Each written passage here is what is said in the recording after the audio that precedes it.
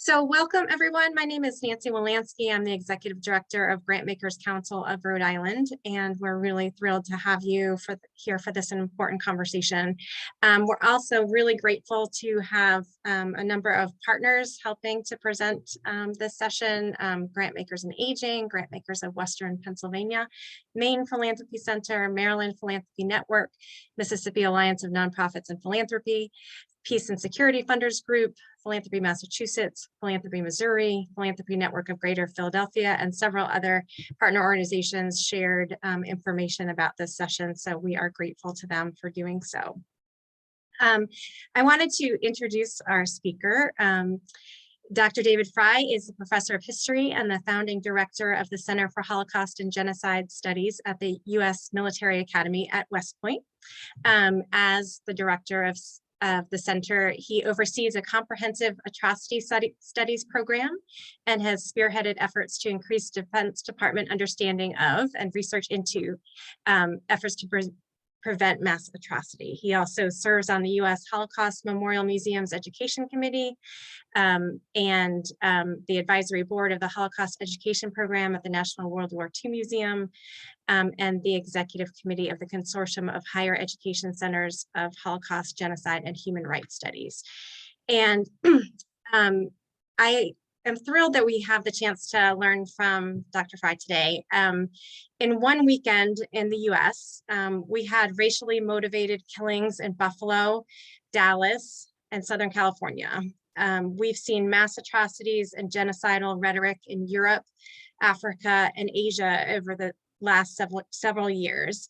And we're grieving senseless violence across the United States, where we see more and more often that an individual responds to their perception of personal or social issues with unthinkable harm.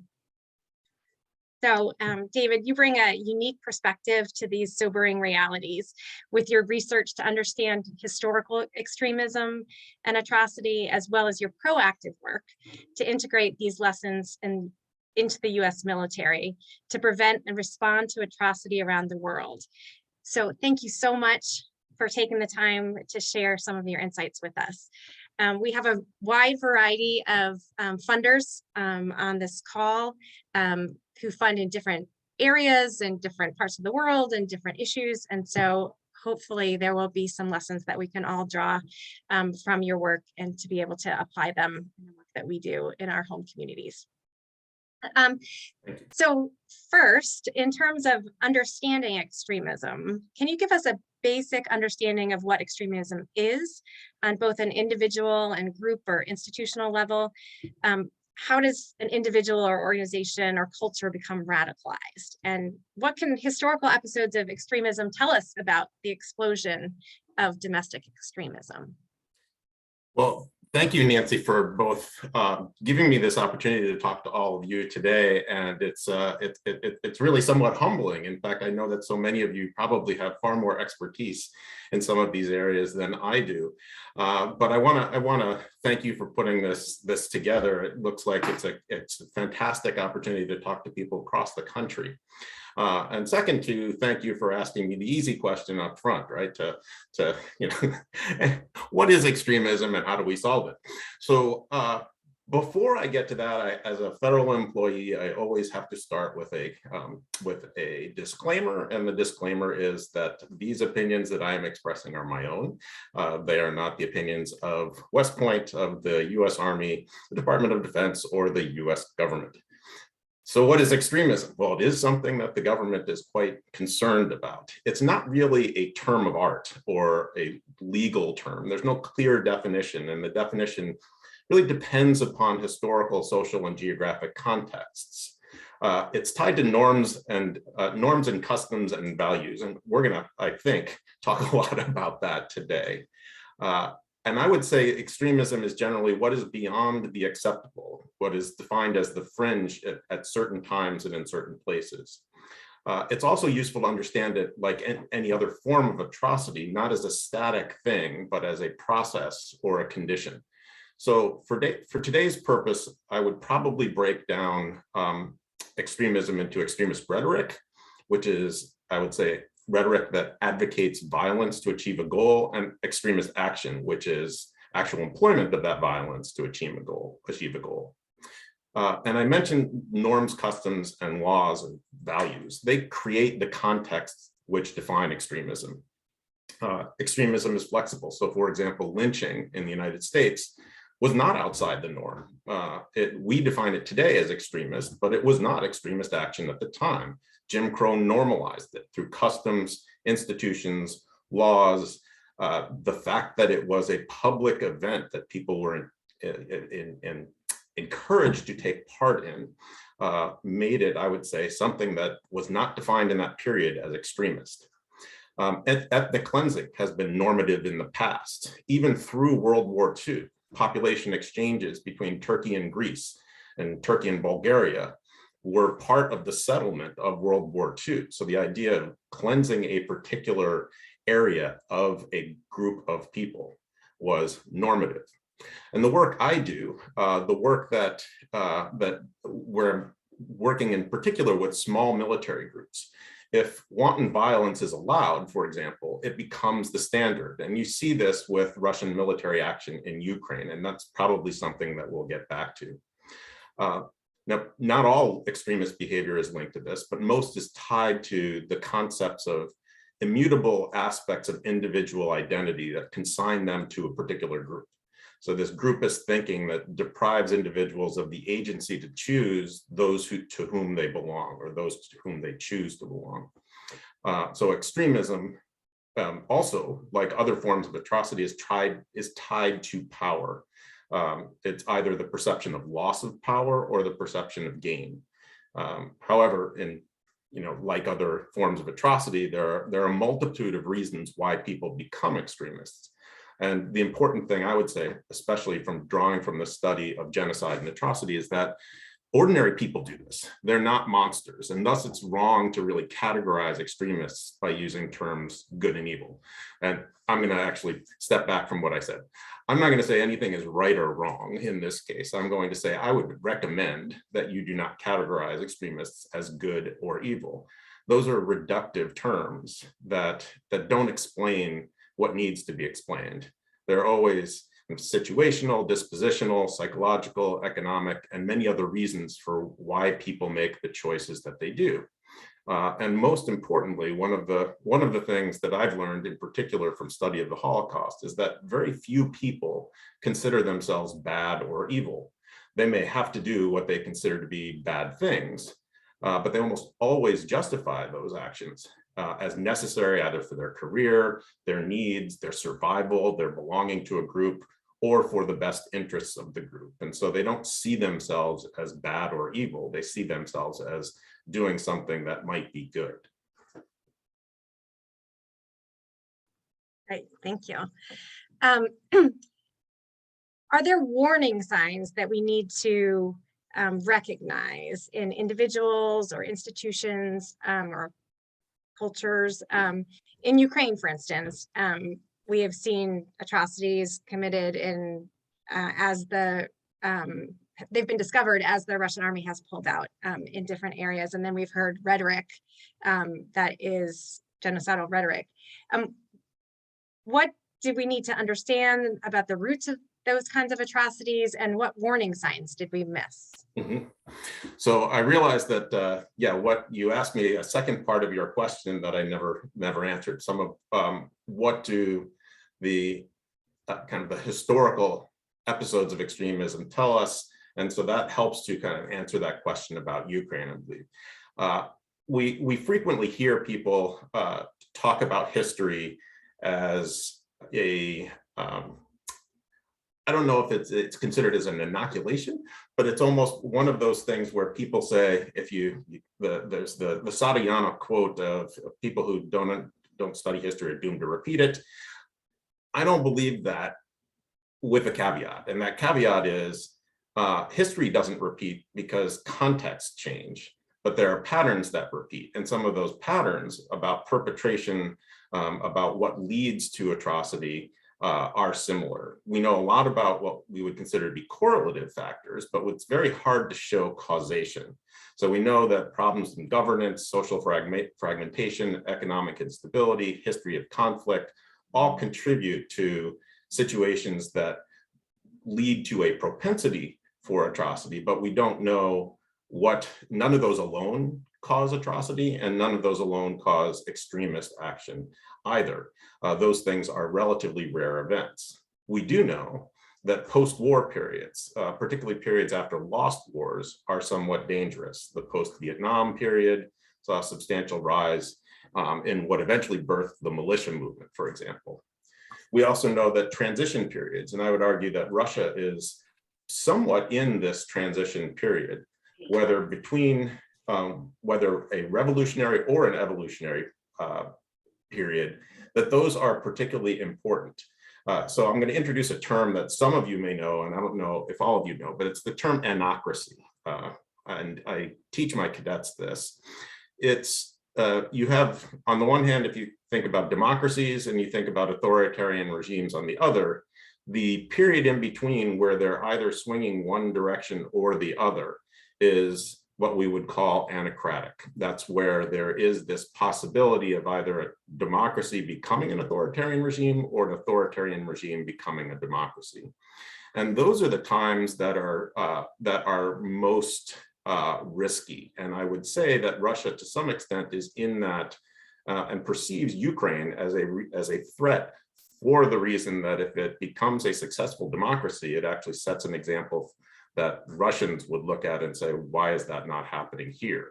So that anocratic element has to be considered. But in addition, atrocities are about strategic choices. And with the case of Ukraine, we see conditions that lead to the strategic choice or even the tactical choice at the level of individual units in places like Bucha, where they chose to commit atrocities.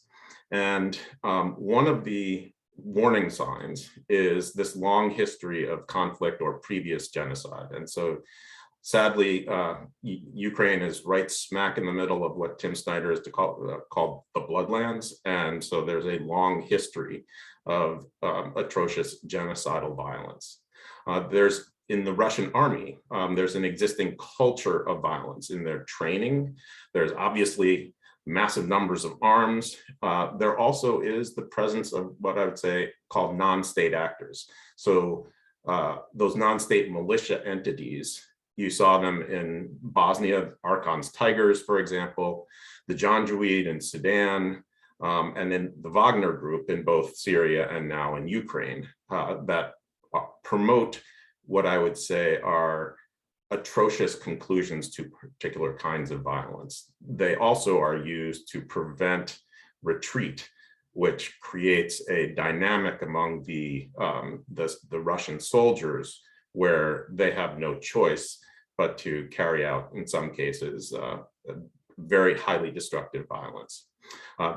There's a lot more to this, but there's authoritarian proclivities of the institutions. There's poverty and excessive corruption from the top all the way down to the bottom in the Russian army. So the oligarchs that sell goods to the army have no incentive to actually sell good goods.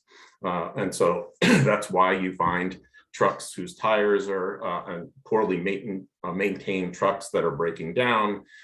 You have poverty among the conscripts, and thus they are prone to looting. That corruption was rampant among the Russian troops. In fact, there are reports that they sold their fuel and their meals in advance of going into Ukraine, which created more desperate conditions, which led them to commit atrocities. Of course, you have existentialist thinking, the idea of us and them, Vladimir Putin's numerous statements going back years about how Ukrainians don't exist and really they're little brother Russians. You have victim blaming. You have him essentially saying, him being Putin, claiming that Ukraine is all made up of Nazis, and he's tapping into this us-them concept that exists in Russia, of Russia as good as fighting Nazis and Nazis as bad, thus just substituting Ukrainians for the German Nazis of World War II. I mentioned briefly the professional socialization and the norms, the violence that's carried out in training. The Russians have tried to eliminate this, but only in 2020 they had an instance of a conscript shooting his commander and killing 8 members of his unit because of the hazing that they conducted and the group rape that they conducted of him in training. You can't dismiss binding factors, and by that I mean binding of small units. When you're under fire and someone is shooting at you, it's very, very easy to forget all other differences and very quickly bind as a unit and do anything you can to maintain the trust of the unit. And if that unit attacks other civilians, then the maintaining silence about that, or maintaining a loyalty to the leadership because you need that to be protected, is something we need to consider. And finally, I'd say that the Russian lack of accountability for past crimes. There have been no Russian leaders held accountable for war crimes in Chechnya, Syria, or Crimea.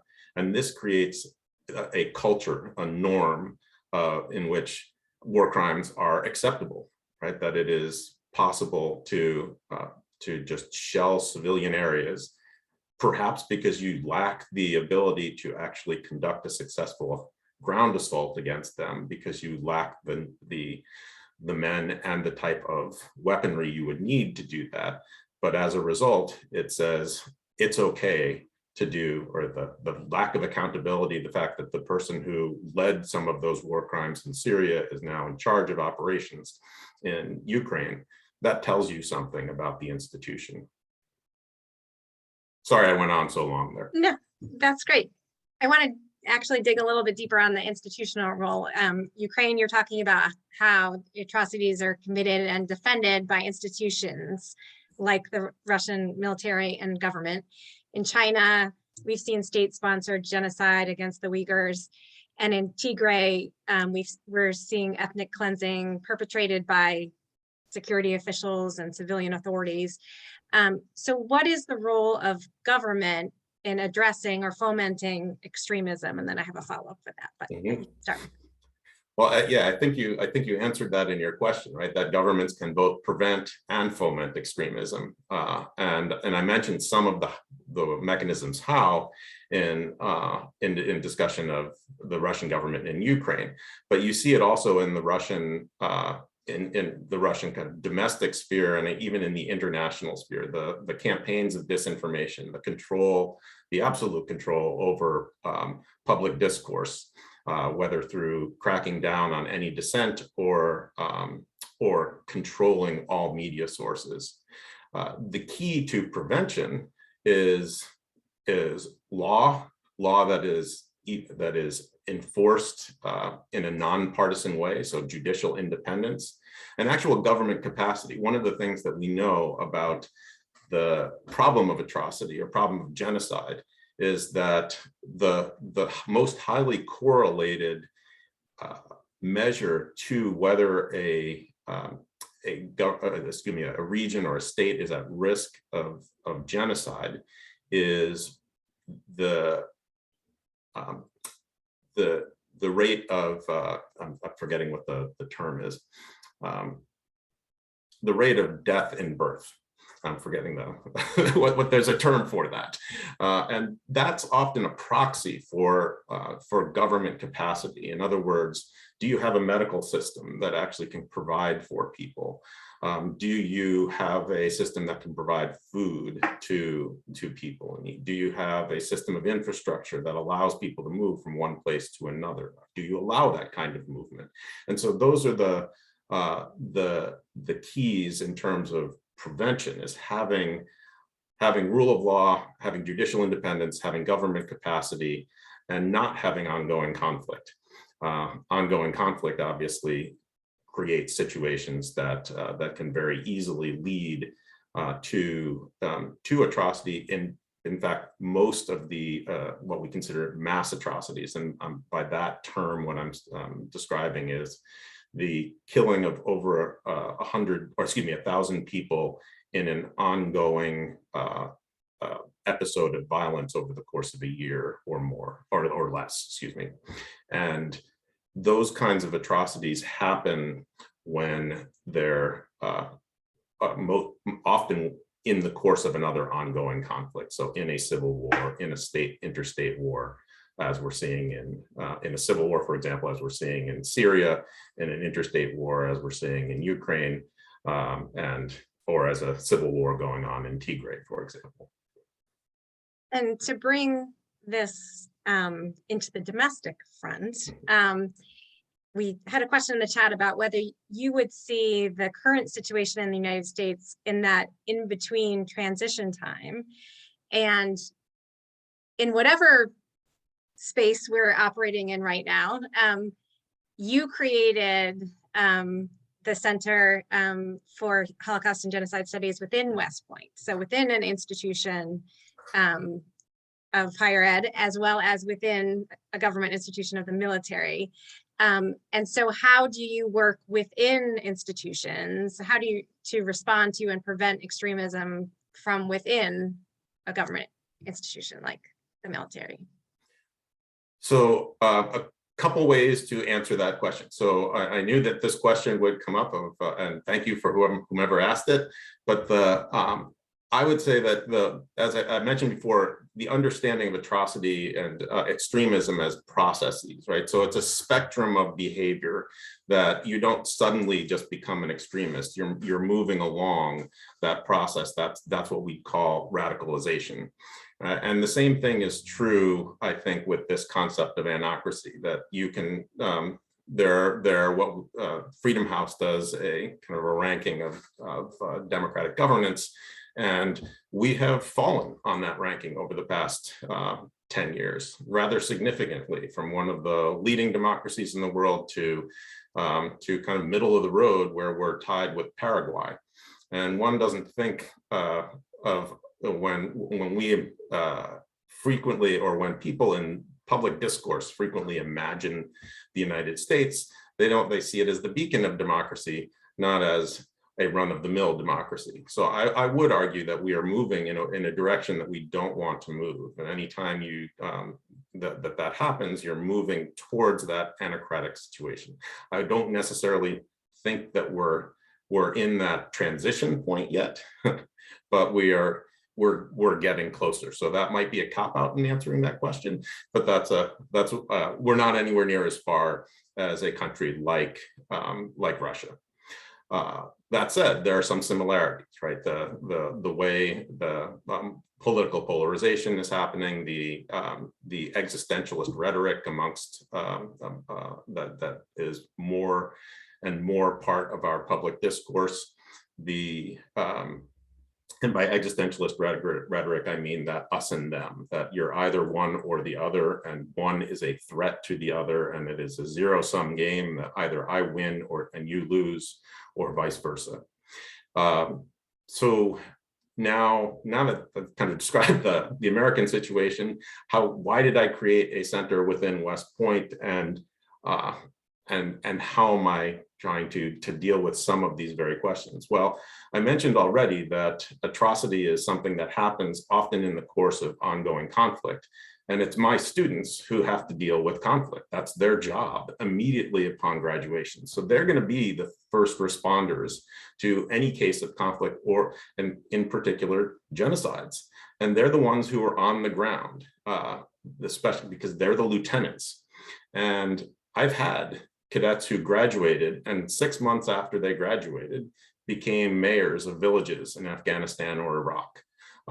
They became the people who monitored ISIS's human rights violations and actions.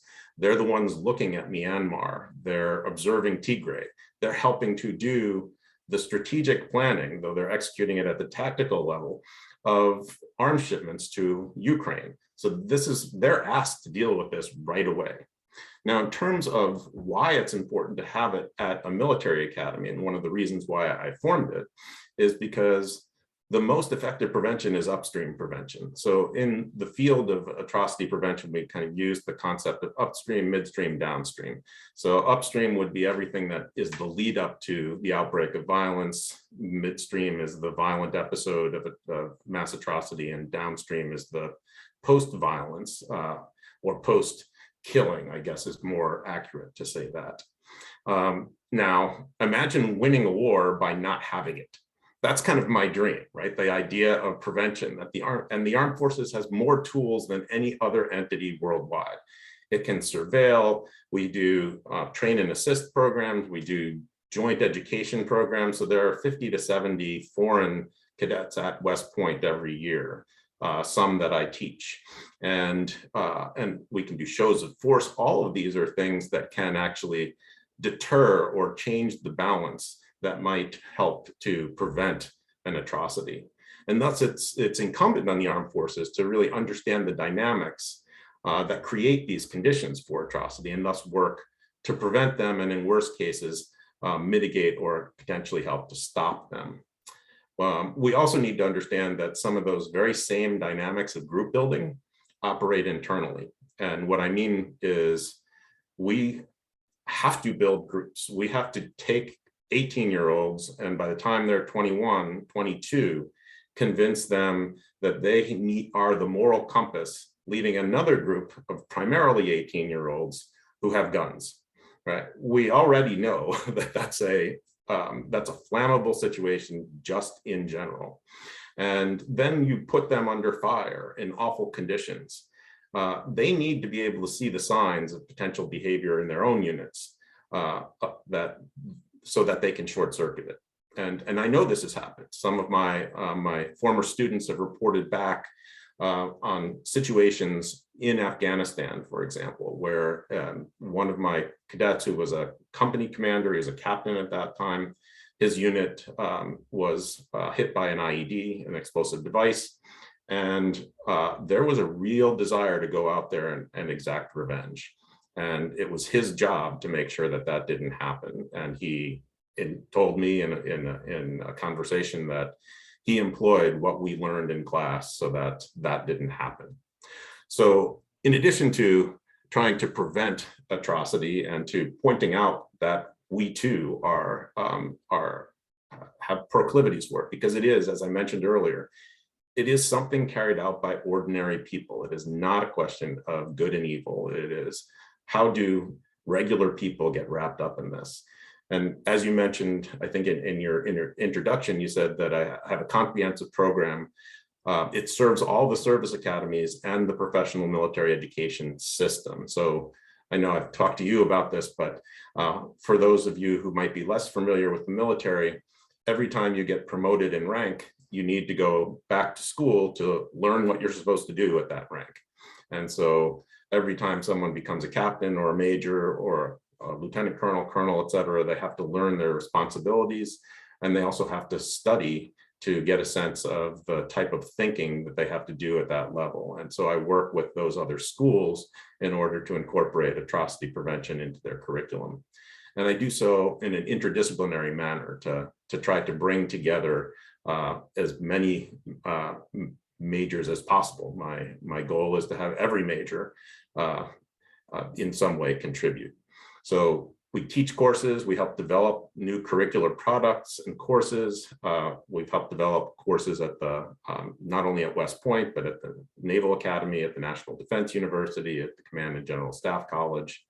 We've done a few case studies. I've done one called the Ordinary Soldiers Case Study, which is now used nationwide in ROTC. And we're also finishing up one on Lieutenant General Romeo Dallaire.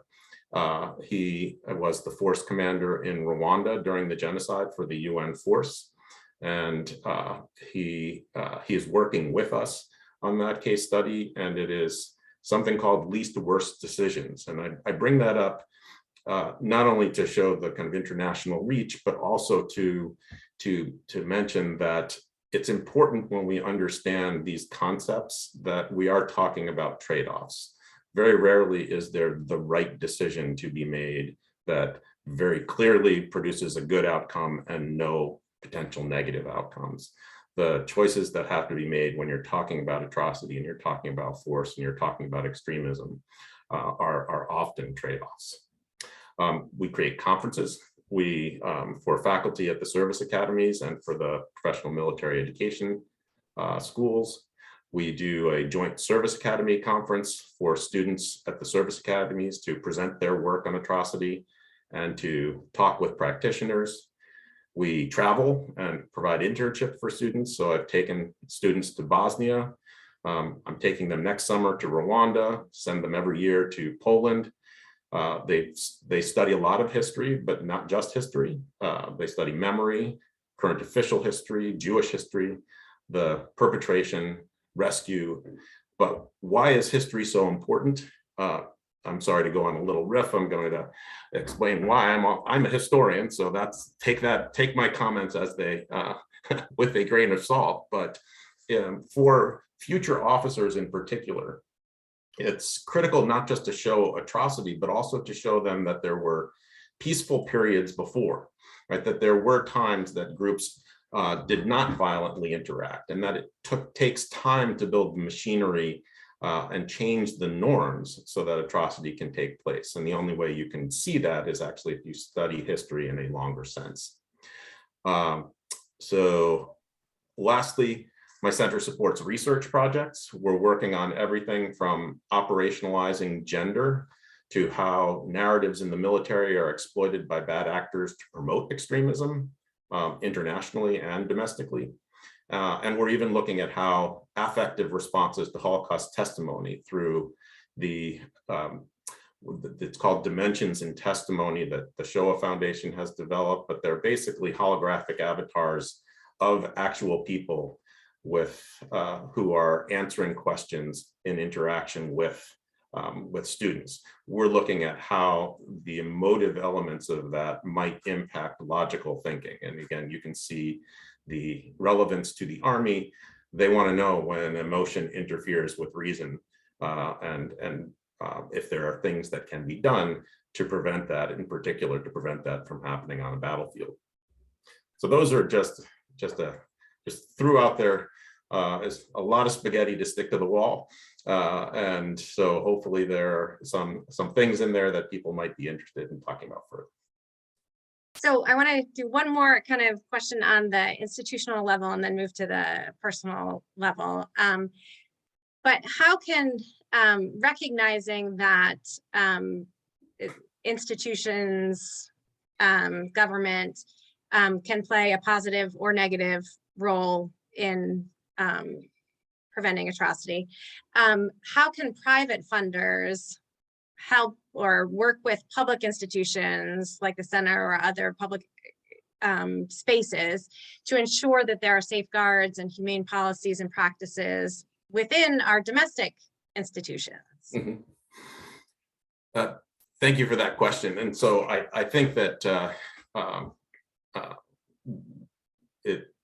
it's normally not my role to say, well, it'd be wonderful if people would fund my institution, because it is a privately funded center. And the way that things like this work at the military academies is that the bulk of our funding comes from from Congress. It's allotted to us every year, but basically anything that we think is necessary to go above just doing the minimum to create the next generation of lieutenants for the armed forces needs to be privately funded. So this is my center is one of what we call centers of excellence. And to some extent that I find that that's a way of making institutional change within public institutions that is very appealing. And what I mean by that is, I'll give you an example. So if there is a government shutdown, I need to stop working, right? It's actually illegal for me to work when the government is shut down. But my deputy, who is funded by private funds, and the activities of the center can continue because they actually come from private donations and they're not government funds. And so to some extent, creating private institutions within public spaces allows there to be a degree of protection from the whims of political, or when political winds change, that institution is still there.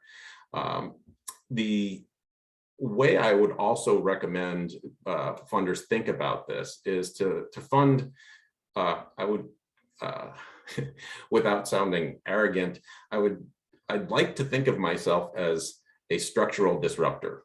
So someone who has a long time within an institution, who understands how that institution works and has the credibility among those within the institution to be able to change its laws, its customs, and its practices, where you develop that long-term trust, but you can actually create change so that you're creating some more of those mechanisms that are,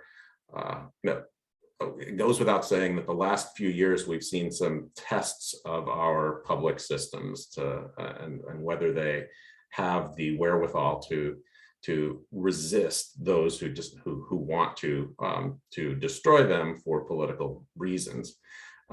Building more safeguards into the system is a very positive thing. And some of that requires longer term funding, right? Where one-offs might help, but they aren't really successful in producing that long-term change that I think is necessary for institutional change. Understanding that every grantee has a different system and different sets of rules that govern it. I can't count how many different kinds of sets of rules govern what I have to do. It gets very complex, but that means that with funders, the importance of working together, of collaborating like you're doing today. I mean, this is a fantastic meeting and a great opportunity for me to talk to you because there's so many people co-sponsoring and so many people who understand that extremism is not just it's a complex problem, and it requires a complex and collaborative answer. Genocide and atrocity are the same. They're about refugees, about jobs, about shelter, about food security, about development, about technology, about mis and disinformation, about international humanitarian law, other forms of laws of armed conflict. It's really, really complicated. And so it requires lots of people coming together to produce institutional change. So I'm not sure I fully answered that question, but I wish I did have a definite answer for how you change public institutions like that. But I don't think that there is to some extent, good that it's not easy. We wouldn't want it to be easy because that too can be exploited. If we can just shift a little bit to the personal level, the Buffalo shooter acted as an individual, but he had been radicalized by reading a lot of white supremacist ideology and seeking out other examples of ideological violence. Once an individual or institution has been radicalized, is it still possible to prevent atrocity? Like, what kind of interventions can be successful, and how can funders help their communities to address the personal and social roots of radicalization? Mm-hmm. Well, I wish I had an easy answer for this too, but this is why policymakers don't really like historians, as we often, our answers don't fit in 3 bullet points. The very limited answer is to say, yes, it is certainly possible. And the best way to do so is to encourage pro-social behaviors before that radicalization occurs. But once someone is radicalized, it's almost like an addiction, and it behaves similar to an addiction. I think that there's some literature on disease and understanding violence that you only can become de-radicalized if you choose to be de-radicalized. But there are steps you can take prior to when we talk about being radicalized. Again, I would say there's not a finite point where someone is fully radicalized or not radicalized. There's a continuum that they can move along, and you can intervene at any stage. It just gets much harder the further down that continuum someone goes. So we know that teaching courses on the Holocaust and genocide is one of the few ways at the university or high school level to actually increase empathy. So I would recommend that if I'm going to be selfish here. but also be willing to admit your faults and mistakes if you're teaching. And what I mean by that is you can't teach uncritical or triumphalist history and expect that the outcome is moves us away from us and them thinking.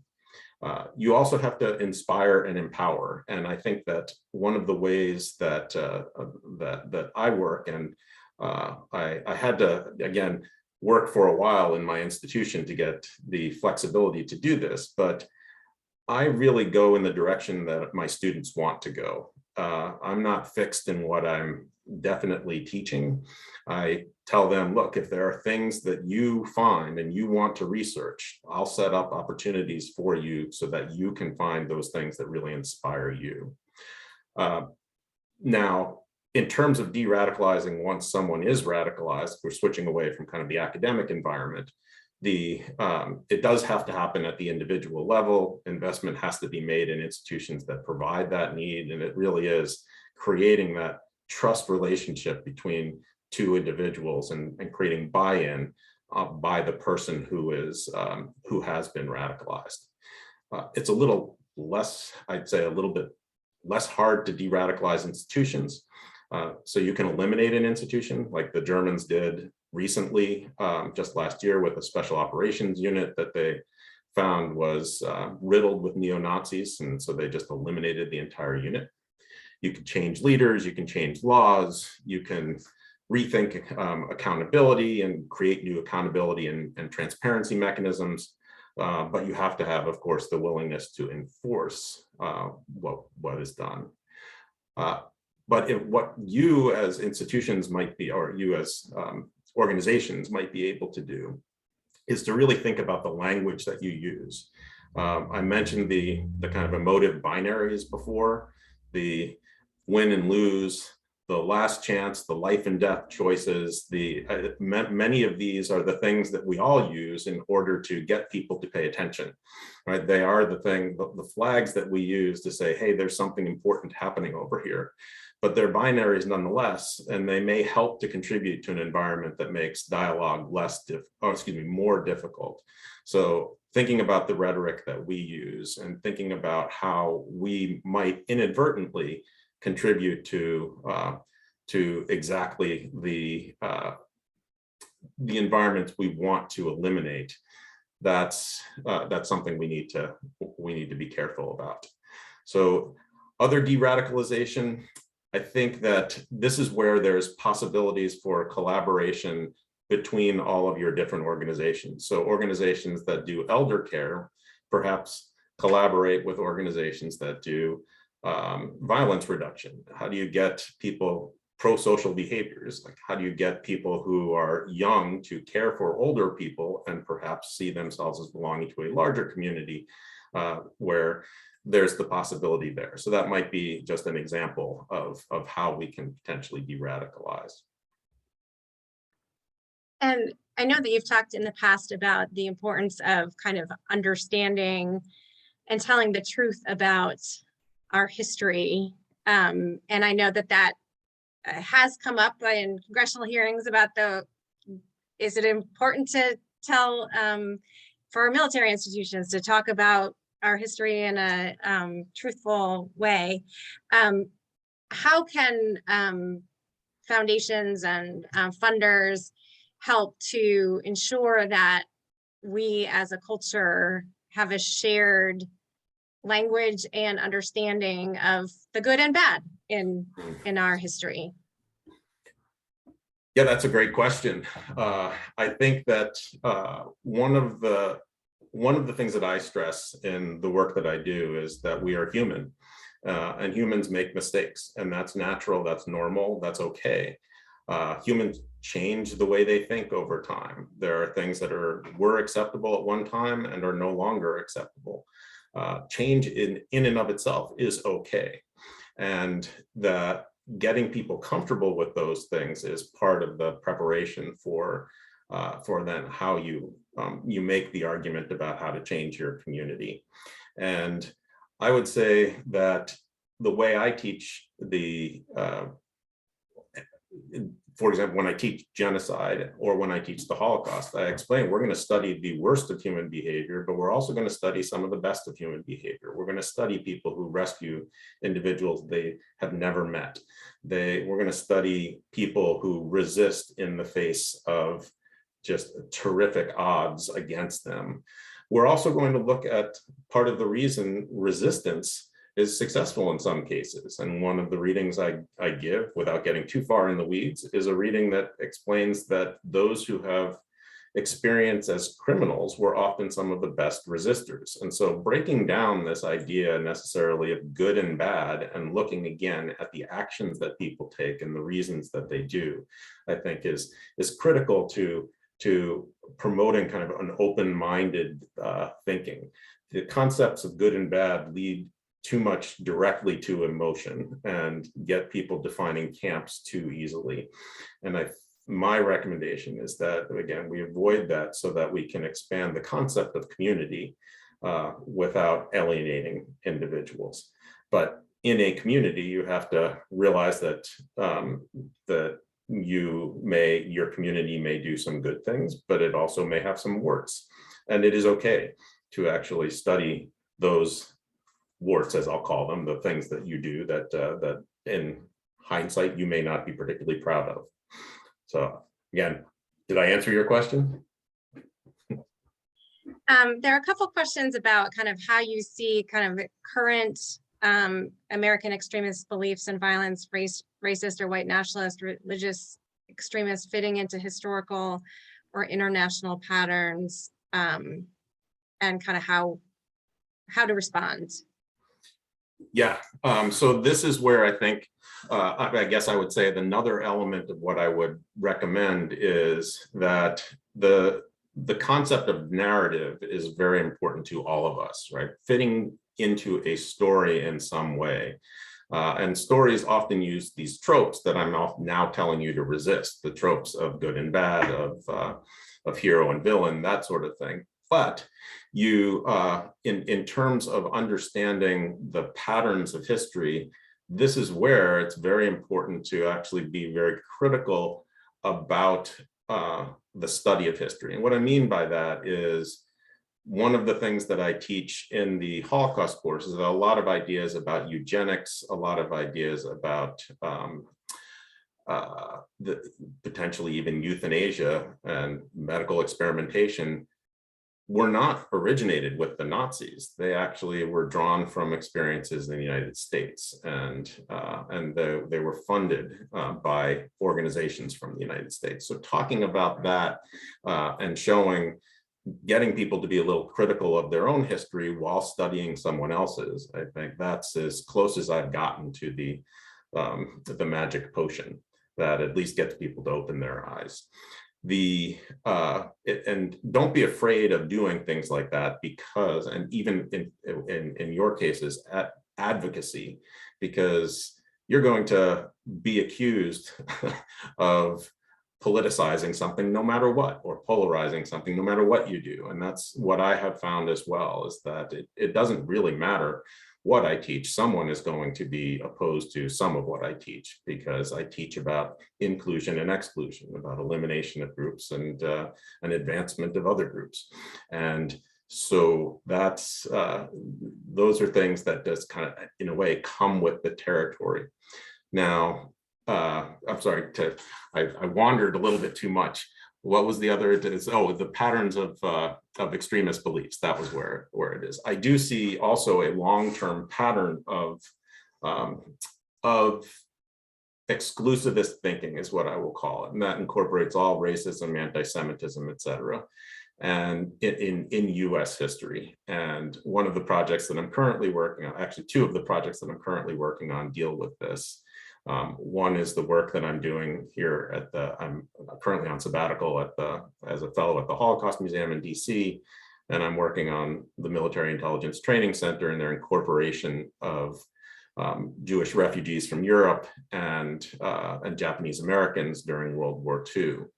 But that exposes, in a way, a long-term current of racism and anti-Semitism in the Army, as does the project that we're doing on on military narratives and the narratives that have long been part of our military since the post-war, post-Civil War period, where racism was part of it, part of the assumption about who makes an officer and who does not make an officer, part of the construction of a long-term officer class, part of the construction of the structures of the armed forces, part of the legacy of why there are certain concentrations of particular races and genders in specific branches in the military.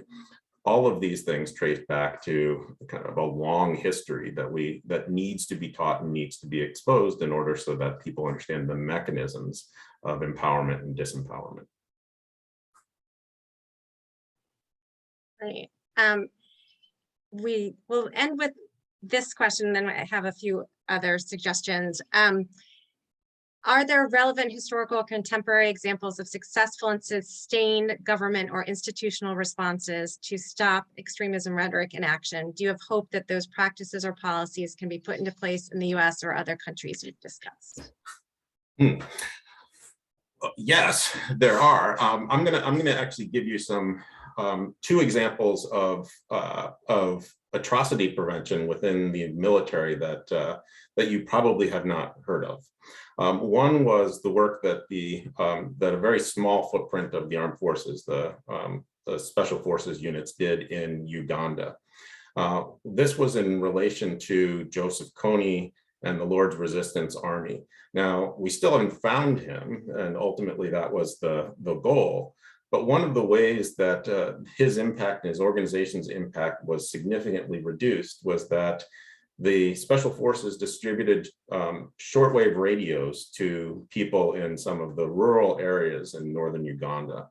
And what that allowed them to do was to communicate with each other whenever they actually came in contact or spotted members of the Lord's Resistance Army, and evacuate villages and then get together in a larger group that became a deterrent to the LRA.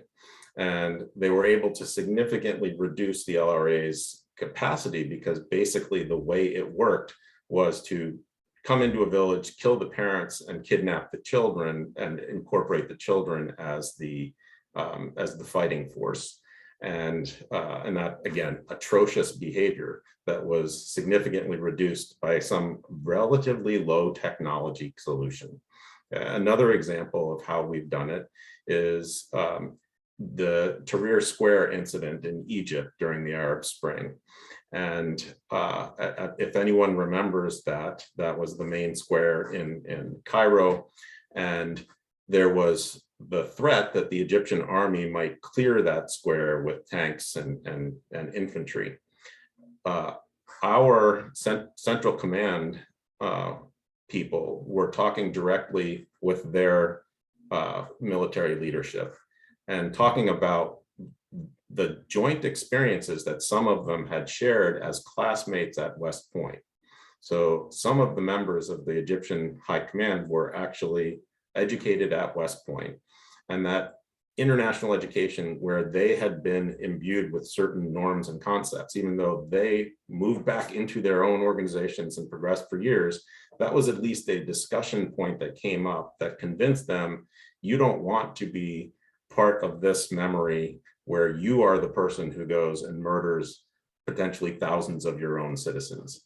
And so that set of conversations actually prevented, or was one of the reasons, I can't say for sure that it prevented it, but it helped to prevent an atrocity in Cairo. So those are mechanisms that can be used. And so it often comes down to those individual relations between people, the establishment of trust between organizations and people, the actual footprint of organizations on the ground, having contact with people, and asking for solutions from those who you're working with, not going in necessarily saying, here is the solution, apply it, but talking to them and getting ideas from them. I like to think I do that with my own students and empowering them in that way. But the idea of how do you do it with individuals who are potentially radicalized or either already radicalized or at threat of becoming radicalized, you have to find out where they're coming from so that you can deal with their particular issues to make sure that you are answering their needs. Well, I think we could talk about this a lot longer. There's other questions I'm sorry we haven't gotten to in the chat. One question was just about would you be willing to share some of the articles or stories you cover in class that may help communities reflect on groupthink and us versus them thinking. So if you have suggestions about that, happy to share that out. I will share out one of the case studies that Dr. Frey talked about, as well as some more information about the center. I also wanted to share that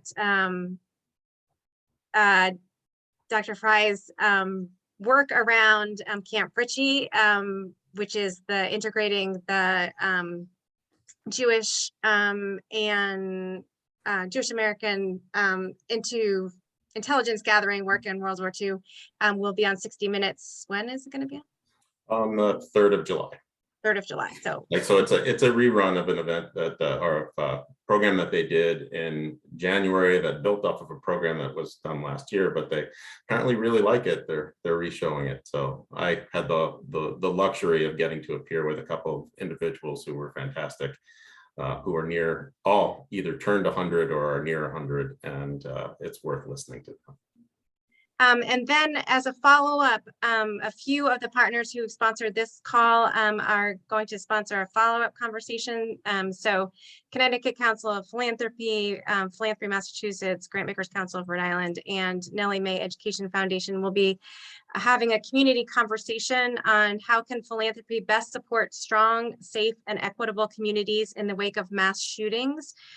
Is going to be on June 28th from 1 to 2:30. So I will be sending out in the follow-up email information to register for that if you are interested, as well as the follow-up information from Dr. Frey. So thank you so much, Dr. Frey, for taking the time to join us today. Thank you for everyone who set aside this time for this important topic. I will be sending out a link to the recording. So if you have colleagues that you'd like to share it with, you can feel free to do that. So thank you so much and have a good rest of your afternoon. Thank you, everyone. I appreciate the opportunity to talk to you.